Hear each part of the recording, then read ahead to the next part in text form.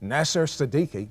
Let me ask you a question, Nasir. Yes. I'm going to take you to the hospital room. Yes. When for the first time you got out of your bed, Yes. you went to the mirror, Yes. you looked at your face, your body.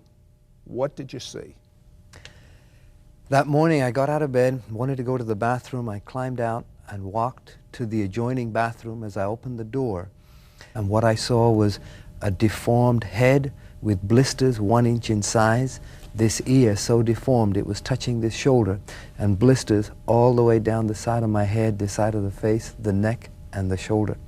I could not believe I was looking at my own face. I don't know if you ever saw The Elephant Man, but this side of my face was totally deformed. When you saw that, obviously, horror, Yes. fear. Yes. What else? What did you think? Well, this is just another problem that I will take care of? No, I could not face this is a problem that I could take care of. That morning, for the first time in my life, Sid, I had got a pen and a piece of paper and I wrote my will. I knew there was something wrong with me and something that was very serious. I didn't know what it was. Let me take you back to a young boy. Your father was born in Egypt. You were born in Pakistan. Yes. You're going for a nice family drive. Yes. Near Paris. Yes. And what happened? I remember we were in this car. It was we were driving just outside of the city of Paris, Sid, and as we were going around this corner, a bus hit us head on, totally destroyed the car, and the next thing I remember, I was lying half in the car, half out. As I crawled out of the car, this is not supposed to happen to us. This happens to someone else. It's like a 9-year-old happy go. What was your life like before? I was brought up in a Muslim home. My father, my mother, brother and a sister, we had a wonderful home. We were traveling on holiday. Everything was going fine. The last thing I thought was we would ever get into a car accident. My mother would die. Were you fairly prosperous? Yes, yes. My father was a very educated man. He was a professor. He was a teacher for many years in England, in London. Okay, so you remembered crawling out of the car. Yes. Then what? Yes. I saw the man climb back into his bus and drive away, and I was screaming at him. There was blood pouring down my leg, and as I came back to the car, there was just no sign of life. My mother had died. I didn't know that. I couldn't wake her up. I couldn't wake my father up. I didn't know he was in a coma. My brother and my sister were both knocked unconscious, and they were lying in the car. I just got on my knees and I just started crying. I didn't know what to do. Everyone was speaking French. I didn't know their language. And then a bus stopped of Boy Scouts that spoke English, and they called the ambulance and took us to the hospital. It was strange being in a hospital where nobody spoke your language. For a 9-year-old, when did you realize that your mother died? What happened to your father? My father was in a coma for a month. They had to take a bone out of his leg and put it in his arm. They didn't know if he was going to come out of the coma. My sister was the only one that went to my mother's funeral. They buried her just outside of Paris. And they just kind of kept it quiet. They didn't tell us until we were ready to leave the hospital, which was 1 month later, and then I found out that my mother wasn't coming with us. What effect did this have on you? My whole life fell apart. We went back to England, and my father was not capable of taking care of us, and next thing you know, my sister was in one foster home, and my brother was in another foster home, and the whole family was totally separated, and my whole world fell apart.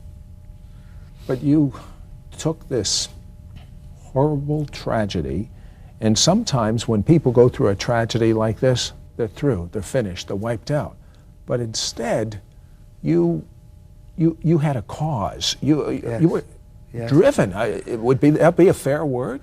I realized early in my life that being 9 years old without a mother, without a father, that you had to make it on your own. And so I would end up doing 2 paper routes in the morning and washing dishes at night, and I just knew that if it was going to happen, I was going to have to make it myself. I became very independent, started traveling through Europe at age 13, and I knew that I was going to have to make it happen. And I knew that if I could find success in money, in finances, if I had money, I know I could take care of everything. So I was driven, yes. I was going after success. So you became a national sales director of a major life insurance company. Yes, yes. How successful were you at your peak?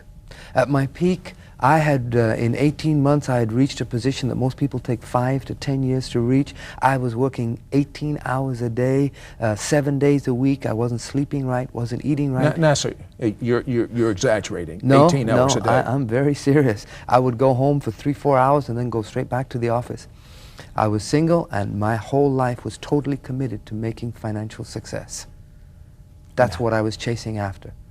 And you achieved that. How successful? I became the fastest promoted national sales director, reached a position where I was making a 6-figure income. I could drive any car I wanted, live anywhere I wanted, travel around the world. I had achieved the epitome of success in this organization. And you had it, and yet you told me you were depressed. Yes. I don't understand. Come on now, that's not logical. I'm a logical person. I'm logical too. I didn't understand. That's two logical myself. People, a Muslim and a Jew. So come on, explain. Why were you depressed? I don't know. There was something missing in my life. I found myself, after reaching the peak of success, I was going to these horoscopes, and I found out they didn't have the answer. I went to even a teacup reader and trying to find out what my future held. And you know, the tea was good, but they didn't read anything in those tea leaves, and I couldn't find the answer. There was something wrong. I was in a deep depression.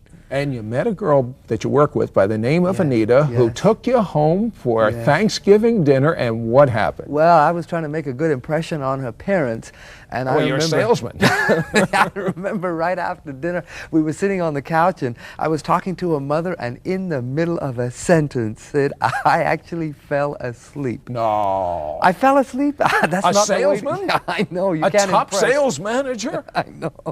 I knew there was something wrong with me. So I left. You really I fell asleep in the middle of a sentence. What an impression to make. I know. It wasn't a good impression. I remember I left that afternoon. I had a little rash on the side of my neck. I went to the local hospital where I lived, and they checked it out, and the doctor said, oh, no big deal. Take 2 Tylenol 2s, go to bed, you'll be fine in the morning. I went home that night, took the Tylenols, went to bed. Middle of the night, said, I remember I got up to go to the bathroom. As I stood in the bathroom, all of a sudden, just like that, I passed out. Hit the sink, I was out cold. When I came to, I could see the bottom of the sink. I stood up. As soon as I stood up, I passed out a second time. The second time I came to, I didn't even try and stand. There was well, as I was saying, you know, I crawled back into the bedroom, and I looked in the mirror, and this time, the blisters had started to grow. They were ½ an inch in size.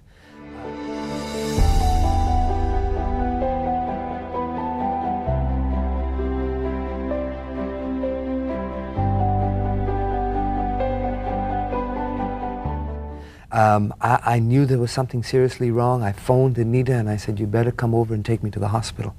She came over. We drove. How late was it at night?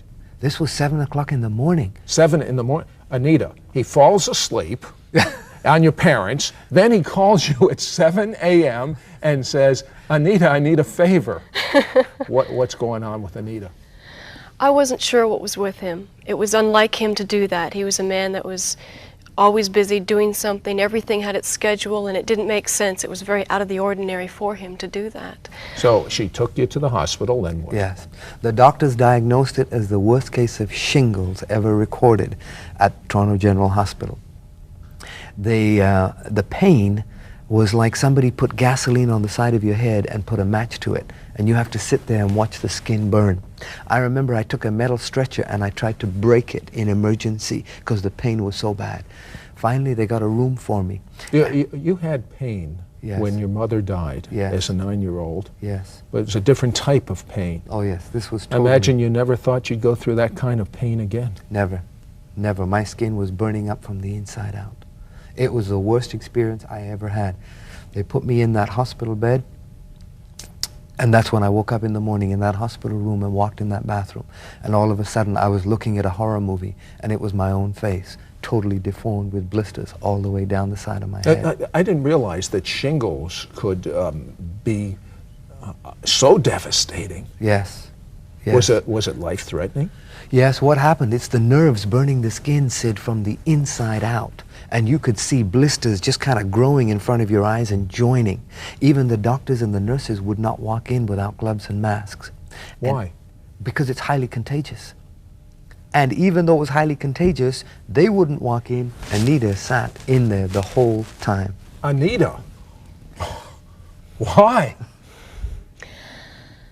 The man had no family there.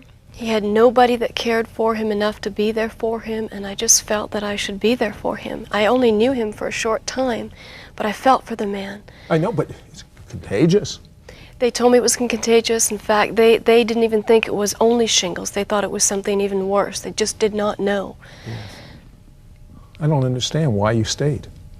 I think I was falling in love with him, perhaps. I also knew that he needed something in his life. I knew that he was searching. He's a Muslim. You come from a Christian background. You were considering marrying a Muslim? Well, I wasn't considering marrying him at the point. So you're falling in love. Well, I admired the man for certain reasons and for certain attributes that he carried, that he had. But I also knew that he was searching. And I knew that if there's nobody else for him, me as a Christian, I ought to at least stay by his side so that if he ever does have a question, I could at least reach out and have an answer for him. He was a self-made man. He was the kind of guy that would walk in a room and everybody would jump, snap his fingers, and they'd be there. And even though I had the answer, I wasn't able to give it to him because he wasn't going to receive anything from me. So while he was in the hospital, I thought, well, if he reaches out, at least maybe I would have the answer. And I have the answer. Maybe he'll receive it from me. He'll hear me. He'll listen to what I have to say. So that was my hope at the time. I understand. What happened next, Nasir? Next morning, I wake up in the hospital bed.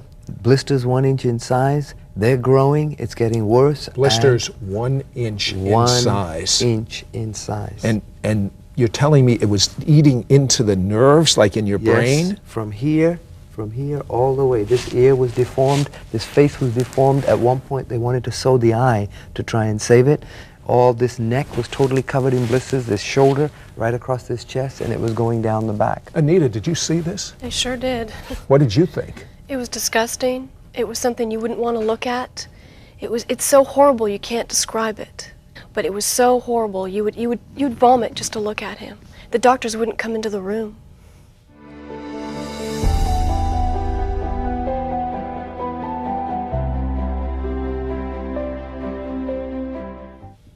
I had a chicken pox the next morning, from the top of my head down to my toes. Now I've got blisters 1 inch in size, shingles, and chicken pox. That night, Sid, my temperature hit 107.6. Now 104 is considered dangerous, as you know. 107.6, they call it hypothermia. Oxygen doesn't get to the brain and the brain cooks itself. And I'm shivering with 12 blankets and a temperature of 107.6. They had no idea why the body was not fighting back.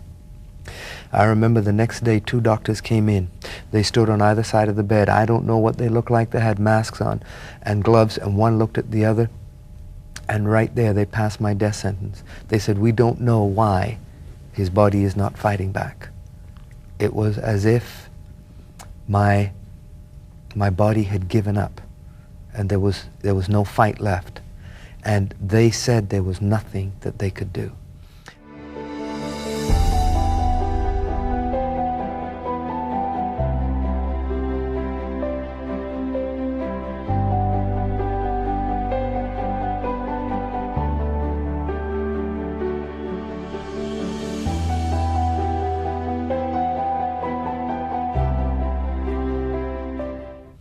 What do you do when the people that you have total faith and confidence in finally give up and leave you to die? That's the point that I had reached. What did you do? I had lost my strength, I'd lost my courage, I'd lost my determination, I'd lost every single thing, and I would have given every penny that I owned just to live one more day. I was full of fear. I didn't know what was on the other side of death, but I knew I was afraid of it. And just out of desperation, as a drowning man going down for the 3rd and last time, I cried out. I said, God, if you're real, don't let me die. Don't let me die. And I'm sitting here telling you, Sid, that God is real. Something happened that night. The evening before, the doctors called her out and said, if he makes it that night. I went into a semi-coma. I started to recount my childhood. They said, if he makes it that night, this ear could be blind, this ear deaf, this eye blind, this ear deaf, this lip hang down. If he speaks at all, it'll be with a lisp. The nerve endings on this side of the body have been destroyed. And that was the good news. The bad news was that I wasn't going to make it through the night. When you said that prayer, you were a broken man, not a proud, arrogant man. Totally. And what happened? Broken. I cried out in desperation. I didn't know Jesus as anything but a prophet. And I didn't cry out to Jesus. I said, God, if you're real, help me. And as real as I am here to you now, the Lord of the Christians healed me that night. Well, you're Muslim. It wasn't Allah? No, it wasn't. Well, how do you know it was the Lord of the Christians? I cried out to God that night, and I sensed a presence of the God of the Christians. I'm very careful with my words, Sid, because I want to be very accurate. And you say, how do I know it was the God of the Christians? It was more real to me than I am to you. Now, I can't tell you how tall or how big or what somebody looks like. I just know that I know that in my heart there was a presence there. It was the God of the Christians. It was Jesus Christ, the God of the Christians, that did something that night. And I didn't even know fully what he did until the same doctors walked in the next morning and said, it's gone into remission. It's not growing anymore. We don't know why it's not growing anymore. Now, had you ever read the New Testament? I was brought up in England, and so I was aware of Jesus that was known to the Christians as the Son of God, but as a Muslim, I was brought up believing that Jesus was a prophet, not the Son of God. I know when I went to Africa, I went to Mombasa. Yes. And it's a Muslim stronghold, and Yes. big signs, God has no son. So that must have been a troubling thing for you. Very much so. I could not understand. I was totally confused. And I kept thinking, is Jesus a prophet, the way I was brought up? Or is Jesus the Son of God? Well, the next morning they released me from hospital. I had a suitcase of all this medication they gave me. And I went back, and if you saw me walking on the street, you would have crossed over because I looked like a leper on this side of my body. It was still there, but it wasn't growing anymore. I got back home Saturday. Next morning, Sunday morning, I wake up at 6 a.m. Get out of bed, I walk into my living room. I don't know why I got up at 6 a.m. I turned on the television set, and the talk show says, is Jesus the Son of God? An interesting coincidence. I have no idea what It wasn't a coincidence. That was... No, wow. I don't know.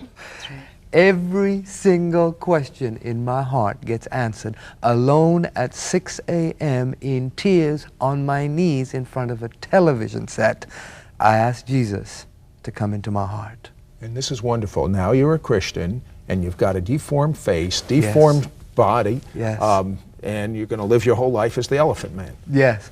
I cried out to God. I wanted to know who this Jesus was. See, I didn't know there was a Jesus the healer. I didn't know there was a God of love. But I knew that I was hungry to know him. I ran out the next day. I wasn't allowed to go out, but I went out and I bought a Bible. I started to find out who this Jesus is. I started to read the Gospels, and I found that Jesus is a God of love. And I cried out. I said, God, I don't want to look 75 years old. I don't want to look deformed. And every morning I would wake up and read my Bible. I remember that Friday morning I woke up and there were some blisters on the side of my pillow. And I said, oh, I shouldn't have touched them. The doctor said, don't touch the blisters, they're contagious. I got out of bed at 5 a.m. I went under the shower. And as I stood under that shower for 1.5 hours, I was praying and asking God, make me look normal again. Every single blister from the top of my head fell into the bathtub. Every single one. And the skin sit underneath was raw, like red meat, all the way down. For the first time, I started to shave. Just out of curiosity, now, was there one blister? I mean, I don't understand. No. Every one fell off? Every single blister from the top of my head, the side of my face, my ear, my neck, my shoulder, my back, every single one came down. Not one was left. and the skin looked like raw meat, and then it started to turn white. And I thought, Lord, I don't want white blotches all over my face like I've been in a fire. But you know, every single thing came back to normal. I just have on my chest here just a patch now, just on my chest here. But my face, eyesight 20/20, my hearing is normal, my speech is okay, not too much brain damage, everything is fine. Jesus is alive and well. Anita, and you are his wife today. Yes. The wife knows.